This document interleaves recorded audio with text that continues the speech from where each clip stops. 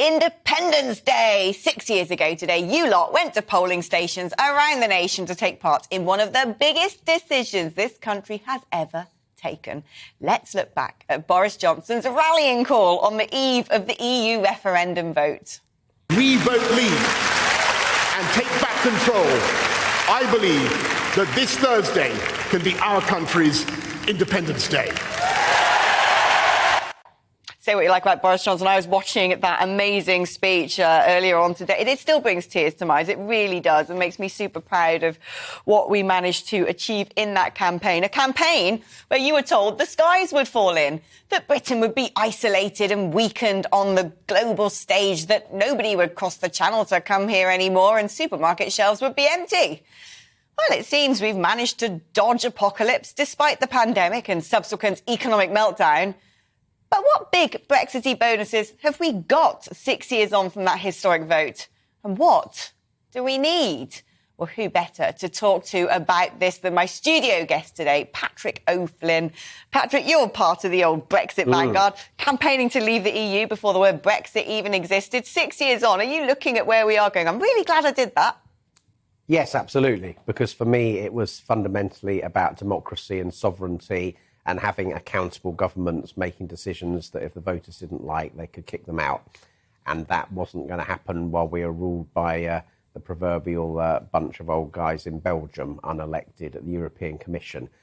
So in terms of what we've achieved since Brexit, I think it's very hard to envisage that we would have had our separate vaccine programme had we still been in the European Union, not least because the European Medicines Agency, the bureaucratic, sluggish thing, was based in London at the time. So I personally think that early start on vaccines saved many thousands of lives. We got rid of the tampon tax. We don't have free movement anymore, but the government, for various reasons, has not decided to run a more restrictive immigration policy. That's something, that they can be answerable to the British public. I think we also have to recognise that we've had some enormous crises.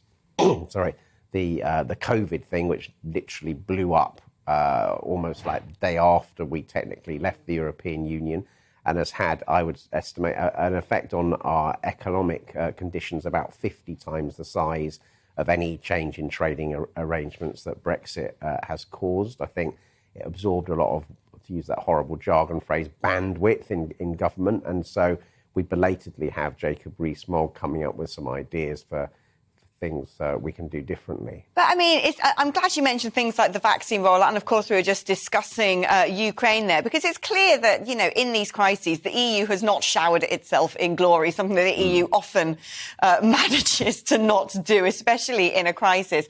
But also, when it comes to us dealing with a crisis, an economic crisis right now, it strikes me that given that we've got this newfound economic freedom, we should be using some of it. And repeatedly I have people coming on this show saying Brexit gave us the ability to do things like cut corporation tax to help grow us out of economic woes, to cut VAT on things like fuel when people need that most. Why are we not getting that? Is this because actually we've got people in government who weren't really the true believers? I never saw Sunak on a campaign trail, and Boris famously didn't know which way to go at the beginning. Well, to be fair, I think a lot of Brexit voters weren't people who bought into this image of what was called Singapore on Thames with a kind of reheated Thatcherism and shrink the state. That was a sort of small percentage of them. I do think, yes, I would like to see VAT on your power bills scrapped, and we can do that. But I think, to be fair, the government decided for good or ill to spend 400 billion quid getting everyone, through the COVID pandemic. It did avoid the economy just completely slumping and mass unemployment, but it's massively weakened the public finances. And, the Treasury people who are whispering in Sunak's ears, they don't like this, what's known as Reaganite economics, where you just keep cutting taxes and you say, well, a year down the line, more revenue is going to come in because of growth. Well, sometimes that works out, sometimes it doesn't. So I'm actually critical of Boris Johnson for many things, but I think given where he came in at, with Theresa May completely handcuffing us, the Remainers in Parliament stopping us getting out, I think he's actually done a decent job on Brexit, and you know, I remain grateful to him for the courage he showed. And you know, it's a sort of brownie points for Boris every time he's messing up on another issue.